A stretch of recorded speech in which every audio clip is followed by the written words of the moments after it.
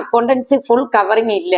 നേരത്തെയൊക്കെ ഉള്ള എക്സാമിന് എന്ന് പറയുമ്പം അക്കൗണ്ടൻസി എന്ന് പറയുമ്പം അതിന്റെ മീനിങ്, ഡെഫിനിഷൻ അങ്ങനെ തുടങ്ങി ബാലൻസ് ഷീറ്റ് തയ്യാറാക്കുന്നത്, അതുപോലെ തന്നെ ഡിപ്രീസിയേഷന്റെ മെത്തേഡുകൾ, ഇങ്ങനെ തുടങ്ങി അക്കൗണ്ടൻസി എന്ന് പറയുന്ന ആ ഫുള്ളായിരുന്നു പറഞ്ഞിരുന്നത്. ഇപ്പൊ അതിന്റെ കൂടെ അതിൽ നിന്നും എക്സ്ട്രാ 2 ടോപ്പിക് കൂടെ ആഡ് ചെയ്തിട്ടുണ്ട്. അതായത് ഫിനാൻഷ്യൽ പ്ലാനിങ് എന്ന് പറഞ്ഞുകൊണ്ടുള്ള ഒരു ടോപ്പിക്കും, അതുപോലെ തന്നെ മാനേജ്മെന്റ് അക്കൗണ്ടിങ് എന്ന് പേര് കൊടുക്കാതെ അവർ പറഞ്ഞിരിക്കുന്നത് അനാലിസിസ് ഓഫ് ഫിനാൻഷ്യൽ സ്റ്റേറ്റ്മെന്റ് എന്ന് പറഞ്ഞുള്ള ടോപ്പിക്കും കൂടെ അവർ എക്സ്ട്രാ അതിനകത്ത് ആഡ് ചെയ്തിട്ടുണ്ട്. പക്ഷെ ഇത് കുട്ടികൾ വിചാരിച്ചിരിക്കുന്നത് ഇത് മറ്റേതോ ഒരു ടോപ്പിക്കാണെന്ന്. അല്ല. അതായത് അക്കൗണ്ടൻസി എന്ന് പറയുമ്പോൾ അവർ ഉദ്ദേശിക്കുന്നത് ഫിനാൻഷ്യൽ അക്കൗണ്ടിങ്ങും കോസ്റ്റ് അക്കൗണ്ടിങ്ങും മാനേജ്മെന്റ് അക്കൗണ്ടിങ്ങും മാത്രമാണ് അവർ ഉദ്ദേശിക്കുന്നത്. അതായത് ഫിനാൻഷ്യൽ പ്ലാനിങ് എന്ന് പറയുന്ന ഒരു ടോപ്പിക് കൂടെ എക്സ്ട്രാ അതിനകത്ത് ആഡ് ചെയ്തിട്ടുണ്ട്. മാനേജ്മെന്റ് അക്കൗണ്ടിങ് ആണ് ഏതെന്ന് പറഞ്ഞു കൊടുത്തിരിക്കുന്നത്, അനാലിസിസ് ഓഫ് ഫിനാൻഷ്യൽ സ്റ്റേറ്റ്മെന്റ് എന്ന് പറഞ്ഞു കൊടുത്തിരിക്കുന്നത് മാനേജ്മെന്റ് അക്കൗണ്ടിങ് ആണ്. അപ്പൊ നിങ്ങൾക്ക് ക്ലിയർ ആയോ?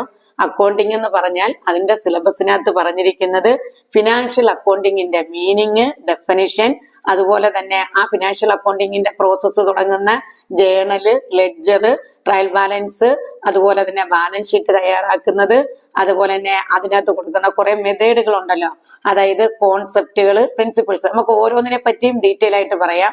ഞാൻ ഒന്ന് പറഞ്ഞതേ ഉള്ളൂ. അക്കൗണ്ടൻസി എന്ന് പറഞ്ഞ് അവര് സിലബസിൽ കൊടുത്തിരിക്കുന്നത് ഒരാൾക്ക് എടുത്തു നോക്കിയാൽ ചിലപ്പോൾ ഒരു പക്ഷെ അത് ഏത് ഭാഗമാണെന്ന് മനസ്സിലാവത്തില്ല. അതുകൊണ്ടാണ് ഇന്നത്തെ ക്ലാസ്സിൽ നമ്മൾ അതിന്റെ ഡിസ്കഷനുമായി ബന്ധപ്പെട്ട് പറഞ്ഞിരിക്കുന്നത്. ഓക്കെ. അപ്പൊ ഇന്ന് നമ്മൾ ഇതിൽ പറഞ്ഞിരിക്കുന്നത് ആദ്യം meaning and definition of accounting എന്ന് പറഞ്ഞാൽ അക്കൗണ്ടിങ്ങില് ഫിനാൻഷ്യൽ അക്കൗണ്ടിങ് ആയിരുന്നു അതിൽ പറയുന്നത്. ഫിനാൻഷ്യൽ അക്കൗണ്ടിങ് ആയിരുന്നല്ലോ നേരത്തെ ഉണ്ടായിരുന്നത്. പണ്ട് കാലം തൊട്ടേ ഫോളോ ചെയ്തുകൊണ്ട് വരുന്ന അക്കൗണ്ടിങ് എന്ന് പറയുന്നത് ഏത് അക്കൗണ്ടിങ്ങാ? ഫിനാൻഷ്യൽ അക്കൗണ്ടിങ്ങാ. അപ്പൊ ഫിനാൻഷ്യൽ അക്കൗണ്ടിങ് ഉണ്ട്, കോസ്റ്റ് അക്കൗണ്ടിങ് ഉണ്ട്, പിന്നെ അനാലിസിസ് ഓഫ് ഫിനാൻഷ്യൽ സ്റ്റേറ്റ്മെന്റ് എന്ന് പറഞ്ഞ് വന്നിരിക്കുന്നത് ഏതിനെയാ? മാനേജ്മെന്റ് അക്കൗണ്ടിങ്ങിനെയാ. ഓക്കെ. അപ്പൊ ഈ 3 അക്കൗണ്ടിങ്ങിനകത്തു നിന്നുള്ള പോർഷൻസ് ആണ് അക്കൗണ്ടിങ് എന്ന് പറഞ്ഞു കൊടുത്തിരിക്കുന്നത്. ഇതിൽ ഓരോ ടോപ്പിക്കിനെ പറ്റിയും നമുക്ക് വളരെ വിശദമായിട്ടൊന്ന് പരിചയപ്പെടാം.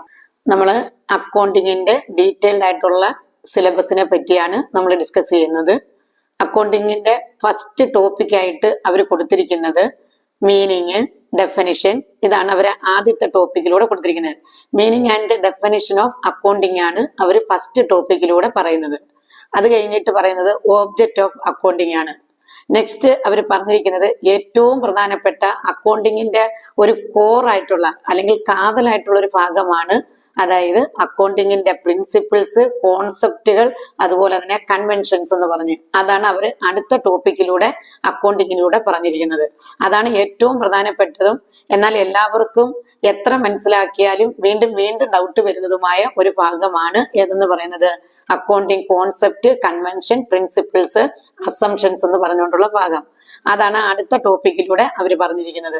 നെക്സ്റ്റ് അതിനകത്ത് അവർ പറഞ്ഞിരിക്കുന്നതെന്ന് പറയുമ്പം അക്കൗണ്ടിങ്ങിനകത്ത് നമ്മൾ ഫോളോ ചെയ്യുന്ന കുറെ മെത്തേഡുകളുണ്ട്. അതിനകത്ത് ഒന്നാമതായിട്ട് അതിൽ പറഞ്ഞിരിക്കുന്നത് ഡിപ്രീസിയേഷൻ അക്കൗണ്ടിങ് എന്ന് പറഞ്ഞുള്ളത്. അതാണ് അടുത്ത മൊഡ്യൂളിലൂടെ അവർ പറഞ്ഞിരിക്കുന്നത്. അപ്പൊ ഡിപ്രീസിയേഷൻ അക്കൗണ്ടിങ് എന്താണെന്നും ഡിപ്രീസിയേഷൻ ഏതൊക്കെ മെത്തേഡിലൂടെയാണ് പ്രൊവൈഡ് ചെയ്യുന്നതെന്നും ഒക്കെയാണ് അതിലൂടെ നമുക്ക് പറയേണ്ടത്. അത് കഴിഞ്ഞ് അവർ പറഞ്ഞിരിക്കുന്നത് കോസ്റ്റ് അക്കൗണ്ടിങ് ആണ്. അടുത്ത മൊഡ്യൂളായിട്ട് അവർ പറഞ്ഞിരിക്കുന്നത് കോസ്റ്റ് അക്കൗണ്ടിങ് ആണ്. അപ്പൊ നിങ്ങൾ ശ്രദ്ധിക്കേണ്ട ഒരു കാര്യം, സിലബസ് എടുത്തു നോക്കുന്നവർ പ്രത്യേകിച്ച് ഒന്ന് ശ്രദ്ധിക്കണം. കോസ്റ്റ് അക്കൗണ്ടിങ് എന്ന് പറഞ്ഞിട്ട് അടുത്ത വീണ്ടും അവർ പറഞ്ഞിരിക്കുന്ന ടോപ്പിക് എന്ന് പറയുന്നത് ഏതാണ്? അത് കോസ്റ്റ് അക്കൗണ്ടിങ്ങിന്റെ ഭാഗം തന്നെയാണ്. മനസ്സിലായ? പക്ഷെ അവർ നമ്പർ ഇട്ടാണ് കൊടുത്തിരിക്കുന്നത്. കോസ്റ്റ് അക്കൗണ്ടിങ് എന്ന് പറഞ്ഞിട്ട് വീണ്ടും അതിനകത്ത് വരുന്ന ഒരു കണ്ടന്റ് ആണ്, ഒരു ചാപ്റ്റർ ആണ് അവർ വീണ്ടും അടുത്ത ടോപ്പിക് ആയിട്ട് അതിനകത്ത് പറഞ്ഞിരിക്കുന്നത്. കോസ്റ്റ് അക്കൗണ്ടിങ്ങിനകത്ത് തന്നെ വരുന്നതാണ്, നമ്മൾ പഠിച്ചിട്ടുള്ളതാണ് മെറ്റീരിയല്, ലേബർ, ഓവർഹെഡ്. ഇവർ കോസ്റ്റ് അക്കൗണ്ടിങ് എന്ന് പറഞ്ഞിട്ട് പിന്നെ എടുത്ത് വീണ്ടും ആ സിലബസിൽ തന്നിട്ടുണ്ട് ലേബർ കോസ്റ്റ് എന്ന് പറഞ്ഞ്. അത് ഉദ്ദേശിക്കുന്നത് കോസ്റ്റ് അക്കൗണ്ടിങ്ങിന്റെ തന്നെ ഭാഗമാണ്. അതായത് മെറ്റീരിയൽ, ലേബർ, ഓവർഹെഡ് എന്ന് പറയുന്ന ആ ചാപ്റ്ററിനകത്ത് പറയുന്ന ലേബർ കോസ്റ്റ് ആണ് അവർ അടുത്ത ടോപ്പിക് ആയിട്ട് പറഞ്ഞിരിക്കുന്നത്. അതുകൊണ്ട് അതിനെ നമുക്ക് കോസ്റ്റ് അക്കൗണ്ടിങ്ങിന്റെ കൂട്ടത്തിൽ അങ്ങ് കൂട്ടാം. നെക്സ്റ്റ് പറഞ്ഞിരിക്കുന്ന ഒരു ടോപ്പിക് എന്ന് പറയുന്നത് ഫിനാൻഷ്യൽ പ്ലാനിങ് ആണ്.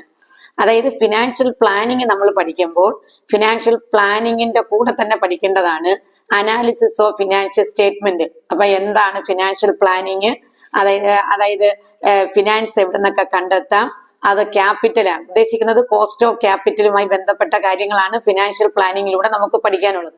ഈ രണ്ട് ടോപ്പിക്കും കൂടെ റിലേറ്റഡ് ആണ് എന്ന് പറയുമ്പോൾ ഫിനാൻഷ്യൽ പ്ലാനിങ്ങും അതുപോലെ തന്നെ അനാലിസിസ് ഓഫ് ഫിനാൻഷ്യൽ സ്റ്റേറ്റ്മെന്റ് എന്ന് പറഞ്ഞ് ലാസ്റ്റത്തെ ഒരു ടോപ്പിക്കും കൂടെ ഉണ്ട്. ഇത് രണ്ടും കൂടെ റിലേറ്റഡ് ആയിട്ടാണ് പഠിക്കേണ്ടത്. ഫിനാൻഷ്യൽ പ്ലാനിങ്ങിൽ പറയുന്നത് ഫിനാൻസ് എങ്ങനെയൊക്കെ സ്ഥാപനത്തിന് കണ്ടെത്താം എന്നുള്ളതിനെ പറ്റിയാണ്. അത് ക്യാപിറ്റൽ എങ്ങനെയൊക്കെ കണ്ടെത്താം, അതിന്റെ കോസ്റ്റ് ഓഫ് ക്യാപിറ്റലുമായി ബന്ധപ്പെട്ട കാര്യങ്ങളാണ്. അടുത്ത ടോപ്പിക്കിലൂടെ പറയുന്നത് നമ്മൾ ഈ ഫിനാൻഷ്യൽ സ്റ്റേറ്റ്മെന്റിന്റെ അനാലിസിസ്. ഇത് രണ്ടുമാണ് റിലേറ്റ് ചെയ്ത് പഠിക്കേണ്ടത്. ഇതിൽ അനാലിസിസ് ഓഫ് ഫിനാൻഷ്യൽ സ്റ്റേറ്റ്മെന്റ് എന്ന് പറയുന്നത് ഫുള്ള് ഏത് അക്കൗണ്ടൻസിയുടെ ഭാഗമാണ്? മാനേജ്മെന്റ് അക്കൗണ്ടിങ്ങിന്റെ ഭാഗമാണ്.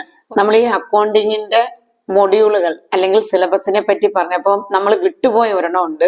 കോ ഓപ്പറേറ്റീവ് അക്കൗണ്ടിങ് എന്ന് പറയുന്ന ഒരു ടോപ്പിക് കൂടെ ഉണ്ട്. കാരണം നമ്മൾ പഠിക്കുന്നത് തന്നെ അല്ലെങ്കിൽ നമ്മൾ ജോലി കിട്ടുന്നത് ഏത് സ്ഥാപനത്തിലേക്ക് വേണ്ടിയുള്ളതാ? സഹകരണ സ്ഥാപനങ്ങളിലേക്ക് വേണ്ടിയുള്ളതല്ലേ. അപ്പൊ അതിന്റെ ഒരു അക്കൗണ്ടിങ്ങും കൂടെ നമുക്ക് പഠിക്കാനായിട്ട് അക്കൗണ്ടിങ്ങിന്റെ ഭാഗത്തുണ്ട്. കോ ഓപ്പറേറ്റീവ് അക്കൗണ്ടിങ് എന്ന് പറഞ്ഞുണ്ട്. അപ്പൊ ഞാൻ ഒന്നുകൂടെ പറയാം. നമുക്ക് അക്കൗണ്ടിങ് എന്ന് പറയുന്ന അതില് ഏതൊക്കെ മൊഡ്യൂളാണ് പഠിക്കാനുള്ളതെന്ന് ചോദിച്ചാൽ അക്കൗണ്ടിങ്ങിന്റെ മീനിങ് ആൻഡ് ഡെഫിനിഷൻ, അതിന്റെ ഓബ്ജക്റ്റീവ്സ്, അത് കഴിഞ്ഞിട്ട് ഏറ്റവും കോർ ഭാഗമായിട്ടുള്ള ഏതാണ്? കോൺസെപ്റ്റുകള്, കൺവെൻഷൻസ്, അസംഷൻസ്, പ്രിൻസിപ്പിൾസ്. ഇത് ഇത്രയും ഒരു പ്രധാന ടോപ്പിക്കാണ്. അത് കഴിഞ്ഞിട്ട് പിന്നീട് നമുക്ക് പഠിക്കാനുള്ളത് ഏതാണ്? Depreciation accounting. നെക്സ്റ്റ് നമുക്ക് അതിൽ പഠിക്കാനുള്ള അടുത്ത ഭാഗമായി അവർ തന്നിരിക്കുന്നത് നിങ്ങൾക്ക് കോഓപ്പറേറ്റീവ് അക്കൗണ്ടിങ് ആണ്. അത് കഴിഞ്ഞിട്ട് കോസ്റ്റ് അക്കൗണ്ടിങ് ഉണ്ട്. അത് കഴിഞ്ഞ് ഫിനാൻഷ്യൽ പ്ലാനിങ് ഉണ്ട്. അത് കഴിഞ്ഞിട്ട് ഏതാണുള്ളത്? അനാലിസിസ് ഓഫ് ഫിനാൻഷ്യൽ സ്റ്റേറ്റ്മെന്റ് ഉണ്ട്. ഇത്രയുമാണ് ഉള്ളത്. അപ്പൊ നിങ്ങൾ ശ്രദ്ധിക്കേണ്ടത് മൊത്തം എത്ര മൊഡ്യൂൾ ഉണ്ടെന്ന് നമ്മൾ നോക്കണം. 10 മൊഡ്യൂളാണ് പറഞ്ഞിരിക്കുന്നത്. ആ 10 മൊഡ്യൂളിൽ നിന്നും ഒരു മൊഡ്യൂളിന് 2 മാർക്ക് വെച്ച് എല്ലാ മൊഡ്യൂളിനെയും 10 മൊഡ്യൂളിനെയും ടച്ച് ചെയ്തുകൊണ്ട് അവർ 20 മാർക്കിന്റെ ക്വസ്റ്റ്യൻ വരും. മീനിങ് ആൻഡ് ഡെഫിനേഷനുമായി ബന്ധപ്പെട്ട് അതിന്റെ ഓബ്ജക്റ്റുമായി ബന്ധപ്പെട്ട് 2 മാർക്കിന്റെ ഒരു ക്വസ്റ്റ്യൻ വരും. 2 മാർക്കിനുള്ള 2 ക്വസ്റ്റ്യൻ കാണും. അതുപോലെ തന്നെ ബ്രാഞ്ചസ് ഓഫ് അക്കൗണ്ടിങ് എന്ന് പറഞ്ഞ അതിൽ തന്നെ പറയുന്നുണ്ട്. അടുത്ത ഒരു ടോപ്പിക് പോലെ അവർ പറയുന്നുണ്ട്. അപ്പൊ അതിൽ നിന്ന് 2 മാർക്കിന്റെ ക്വസ്റ്റ്യൻ കാണും. അതുപോലെ തന്നെ പിന്നീട് പറയുന്നതാണ് പ്രിൻസിപ്പിൾസ്, കോൺസെപ്റ്റുകള്, കൺവെൻഷൻസ്, അസംഷൻസ്. ഇതുമായി എല്ലാം ബന്ധപ്പെട്ട് 2 മാർക്കിന്റെ ക്വസ്റ്റ്യൻ അതിൽ നിന്ന് കാണും. അതുപോലെ തന്നെ പിന്നീട് കോസ്റ്റ് അക്കൗണ്ടിങ്ങിനകത്ത് നിന്ന് 2 മാർക്കിന്റെ കാണും. ഡിപ്രീസിയേഷൻ അക്കൗണ്ടിങ്ങിന് 2 മാർക്കിന്റെ കാണും. അതുപോലെ തന്നെ പിന്നീട് ഞാൻ പറഞ്ഞല്ലോ മാനേജ്മെന്റ് അക്കൗണ്ടിങ്ങുമായി ബന്ധപ്പെട്ടതാണ് അനാലിസിസ് ഓഫ് ഫിനാൻഷ്യൽ സ്റ്റേറ്റ്മെന്റ് എന്ന് പറഞ്ഞ് അതിൽ നിന്ന് 2 മാർക്കിന്റെ കാണും. അങ്ങനെ ഓരോ മൊഡ്യൂളിനകത്തു നിന്നും 2 മാർക്കിന് വീതം വെച്ച് 20 മാർക്കിനായിരിക്കും നിങ്ങൾക്ക് ക്വസ്റ്റ്യൻ ചോദിക്കുന്നത്. പക്ഷെ ഇതിൽ നമുക്ക് ഏറ്റവും കൂടുതൽ എന്നാ പഠിക്കാനുള്ള ടോപ്പിക് എന്ന് പറയുന്നത് 2 മാർക്കിന്റെ ആണെങ്കിലും ഏറ്റവും കൂടുതൽ അതിൽ പഠിക്കാനുള്ളതെന്ന് പറയുന്നത് അനാലിസിസ് ഓഫ് ഫിനാൻഷ്യൽ സ്റ്റേറ്റ്മെന്റ് എന്ന് പറയുന്ന ഒരു ഭാഗമാണ്. അതുപോലെ തന്നെ കോസ്റ്റ് അക്കൗണ്ടിങ്. ഇത് രണ്ടും നമുക്ക് കൂടുതൽ പഠിക്കാനുണ്ട്. മാത്രമല്ല മറ്റേ ഫിനാൻഷ്യൽ അക്കൗണ്ടിങ് എന്ന് പറയുന്നതാണ് നിങ്ങൾക്ക് ആദ്യമേ ഓബ്ജക്റ്റ്, മീനിങ്, ഡെഫിനിഷൻ എന്നൊക്കെ പറയുന്നത് ഏത് അക്കൗണ്ടിങ്ങാ? ഫിനാൻഷ്യൽ അക്കൗണ്ടിങ്ങാ. അപ്പം അതിൽ നിന്ന് അത് നിങ്ങൾക്ക് പരിചയമായിട്ടുള്ള ഒരു ഭാഗമായതുകൊണ്ട് നിങ്ങൾക്ക് അതൊരു വലിയ പ്രശ്നമായിട്ട് വരത്തില്ല. പിന്നെ ഇത്തിരി പ്രശ്നം വരുന്നതെന്ന് പറയുന്നത് ഈ മാനേജ്മെന്റ് അക്കൗണ്ടിങ്ങിനകത്ത് പറയുന്ന കുറെ കാര്യങ്ങളുണ്ട്. അതേ ഉള്ളൂ ഇത്തിരി സീരിയസ് ആയിട്ട് നമ്മൾ പഠിക്കേണ്ടി വരുന്ന ഒരു ഭാഗം എന്ന് പറയുന്നത്.